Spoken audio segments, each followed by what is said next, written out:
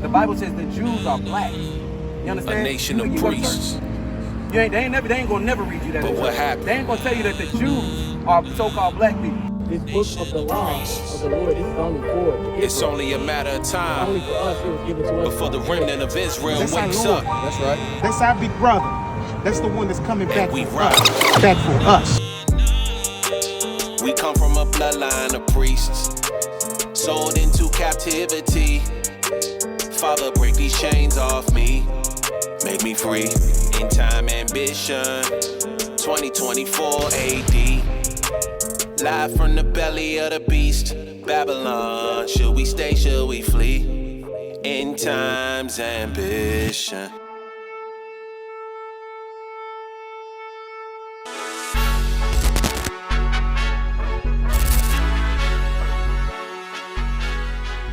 Shalom, shalom. First and foremost, I'd like to give all praise to Yahweh by Shem HaMashiach Yahushua. That's right. Like he is giving praise to the Heavenly Father in the name of his son, Yahushua. Because I was sitting at the house the other day and I was praying to the Lord. I was like, yeah, there's a lesson that we need to bring out to the people. And in my mind, what happened was, yep, just like we were talking about. Yeah.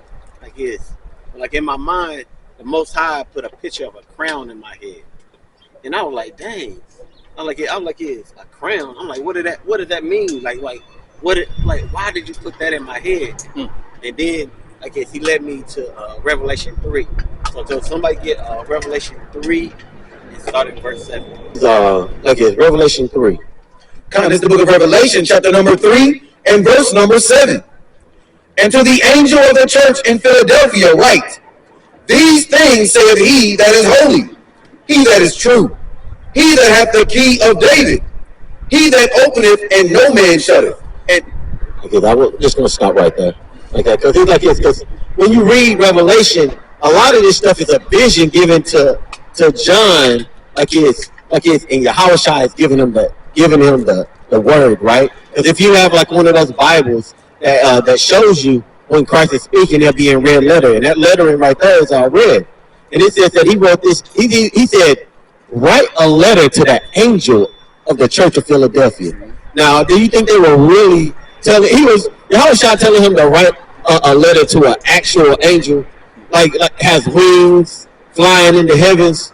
No, that word there for angel in the Greek is angelios. It means messenger, Right. So he said, write this letter to the messenger, and he basically said the one that is true, right? He said the one that is true give you this. And we know that Yahushua is what he's talking about. You can see that he said he's the true one and he's holy. Let's go into the key of David.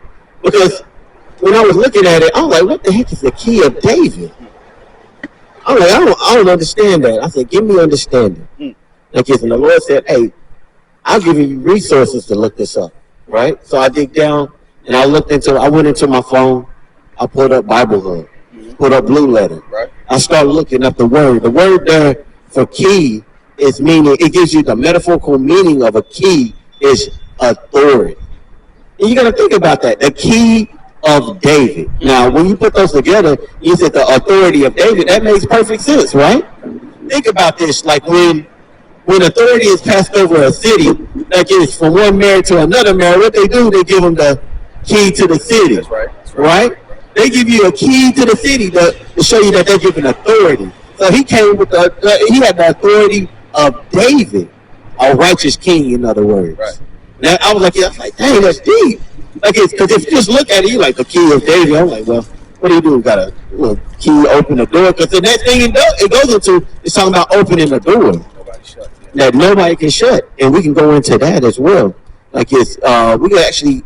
I wanted to bring out the metaphor of the key. Let's go to Matthew 16, and I want you to do 18 and 19. If you can read that for me, Bubba the Shop.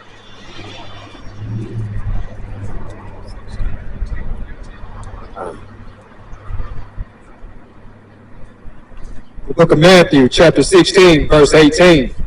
And I say also unto thee, that thou art Peter, and upon this rock will I build my church, and the gates of hell shall not prevail against it. Here's my point. And I will give unto thee the keys of the kingdom. The keys of the kingdom. He said he gave him the authority of the kingdom. And and as we read into it, it's going to make sense. It ties the understanding together. And I will give unto thee the keys of the kingdom of heaven. And whatsoever thou shalt bind on earth shall be bound in heaven.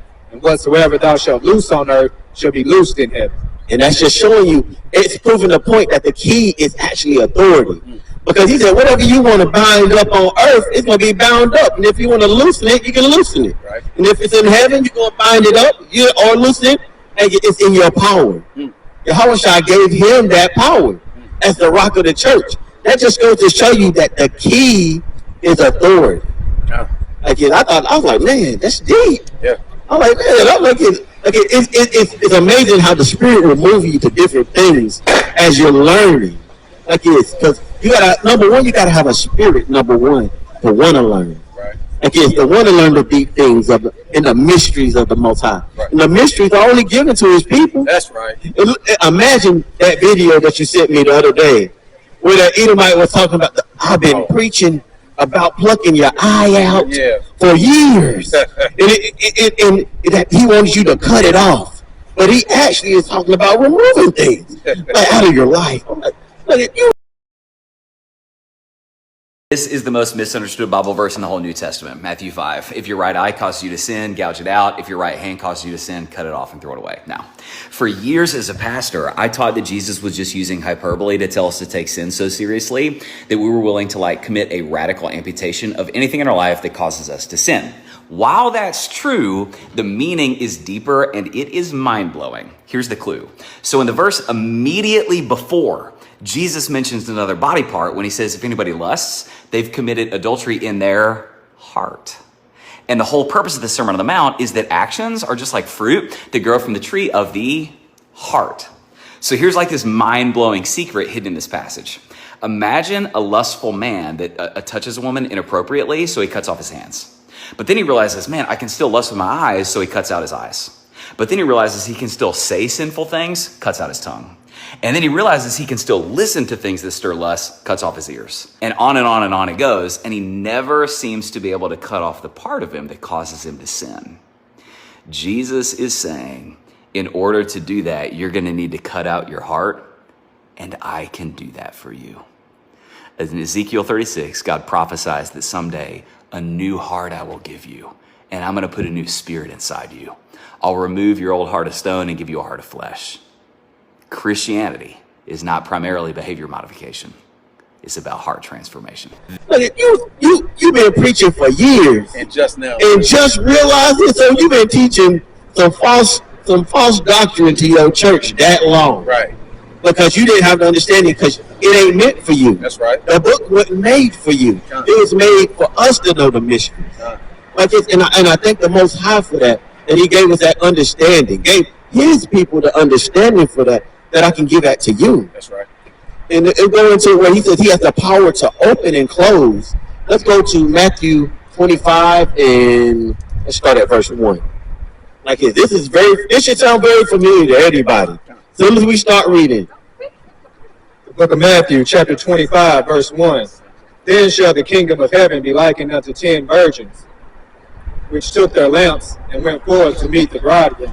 Now, everybody's at least heard this. If you've been in the church, even when I was in the church, I heard about the 10 virgins, and they're going to meet the bridegroom. Right. We're gonna go into this just a little bit. I'm gonna let them read down through it. Verse 2. And 5 of them were wise, and 5 were foolish. They that were foolish took their lamps, and took no oil with them.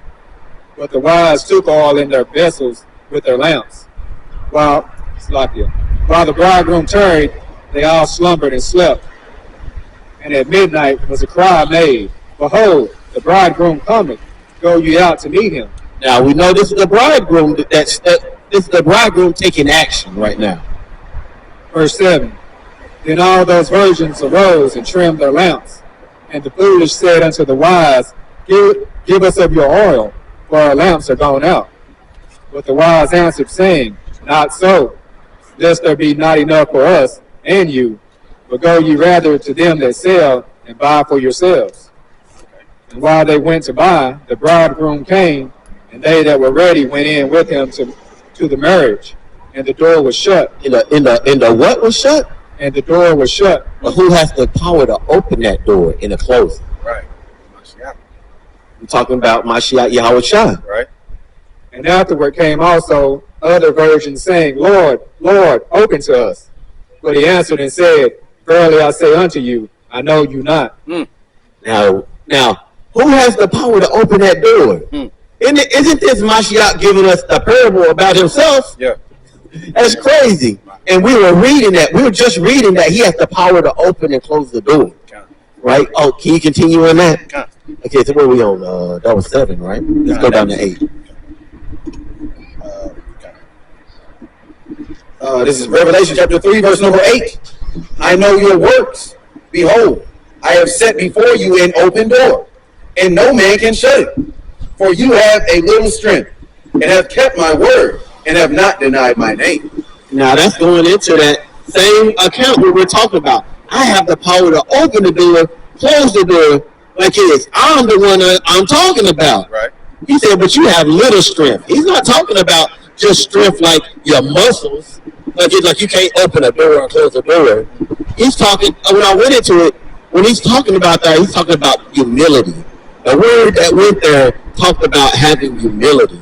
He said you have a little humility. Like it's because, hey, you just got to have a little bit of faith, right? To make things happen. To have faith, you got to have humility. You got to put yourself aside when it comes to faith. I can't be like, man, I don't believe that. Like it's, but to have faith is the things that are not seen.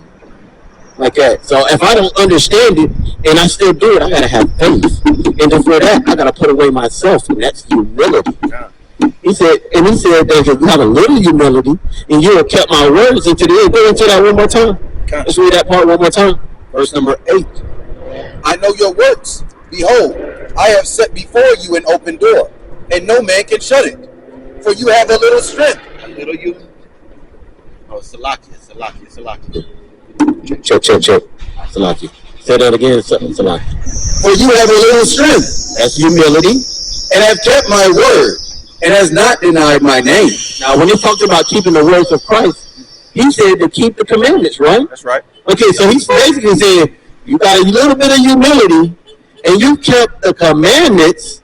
Like he said, like bring it back up. And and have kept my word, and has not denied my name. Now, when we go into the name, like a lot of us get lost in that, thinking it's talking about, I forgot his name was Jesus. Right. I denied his name was Jesus. That's not what it's talking about. No. It's talking about you have denied his authority. Right. Because all authority had been given unto him. That's right. And then in the end time, he's going to give it back to his Father so that he can reign. But in the meantime, he has all authority. But you like this, but it said for those that did not deny that authority, like this, he's gonna keep a watch over. Right. Let's continue in that. Verse number 9. Behold, I will make them of the synagogue of Satan, which say they are Jews and are not, but do lie. And we bring that out a lot. Yeah. Because we know what we're talking about. We're talking about those Ashkenazis over in the land. Right. They say they're Jews. They walk around with a all black suit, some looking like the MIB with the curly fries on the side. Yeah. Or they got the little tiny hat on their head. Right? They say they Jews, but they what? That say they are Jews and are not, but do lie. Uh-huh. Behold, I will make them to come and worship before your feet, and to know that I have loved you. Because the Most High sent his son for us. Like yes, he's going to send them, he's going to set us up in a place of leadership over the other nations. Authority. Like yes, and they're going to come before our feet. That's now, when we read that to people, they're like, no, that's not your feet. That's talking about Christ's feet. Like, but it says thy feet. That's and the person that's speaking is Christ himself. Mashiach Yahweh Shai. He's the one that's speaking. Let's continue with that. Verse 10. Okay. Verse 10. Because you have kept the word of my patience, I will also keep you from the hour of temptation, which shall come upon all the world, to try them that dwell upon the earth. Now, when I was looking into this in verse 10, it says, because thou hast kept thy word of patience. Like, if you got to think back, when did he give you the word of patience? When did Christ give you the word of patience? Think about that. Like, I pondered upon it, and the Spirit said, look in the word. Look what it means. And that word, when it says the word of patience, that word actually comes out to be to endure. Oh. So where did Christ tell us to endure? Matthew 24 and 13. There you go. God. This is the book of Matthew, Salakia, chapter number 24 and verse number 13. And it reads, but he that shall endure unto the end, the same shall be saved. Now, does that not go with that verse? Read that verse again, knowing that what it said. Verse number 10, Revelation 3 and 10. Because you have kept the word of my patience, I will also keep you from the hour of temptation. Now, I thought he said he was going to save us, right? Yeah. So he's going to keep us from the hour of temptation. Right. Like it's, and when you look into that, the keep means to protect. Yeah. The Hebrew word for keep is shamar. It means to protect. When they say to keep the commandments, it's that same word. Protect them. Okay. Like it's because they are what protect us. Right. So we got to make sure that we keep them or protect them. Right. Because you have kept the word of my patience, I will also keep you from the hour of temptation. Now, when it says hour of temptation, all that means is an appointed time of troubles. And when you get the appointed time of trouble, what did that make you think of for Israelites? Jacob's trouble. What? Jacob's trouble. That's what I was thinking of. Right. That was the conclusion I came to. It's talking about, he said, if you keep my word like it's to endure, like it's that what? That he would protect you from the time of trouble. And we know that's Jacob's trouble. That's right. So imagine, it's still going to have to happen. Read the rest of that after that when it comes to after the hour of temptation. Which shall come upon all the world to try them that dwell upon the earth. Now it said everybody's going to be going through this calamity. Okay. But it said for those that keep his word of patience, meaning to endure, that you would be protected during the times of trouble, during Jacob's trouble. Because that's what it said, it's going to be Jacob's trouble. It's going to be like a time that never been. Right. There's never been a time like Jacob's troubles. Like it's, but when you keep the word of Yahushua, which is to keep the commandments, like it's, you ain't got to worry about that because he's going to keep you protected. Behold, I come quickly. Hold that fast which you have, that no man take your crown. So look at that. He said, hold fast to what you have. He said to endure, like it's keep the commandments, Right. because I'm going to be coming back. Like it's hold on to that and don't let nobody take your crown. Right. Right. Don't let nobody take your crown. So the question is, are you wearing your crown? Are you wearing your crown? Keeping the commandments. Yeah, you got to keep those commandments. With that said, Shalom. All praise to the Most High. All praise to the Most High.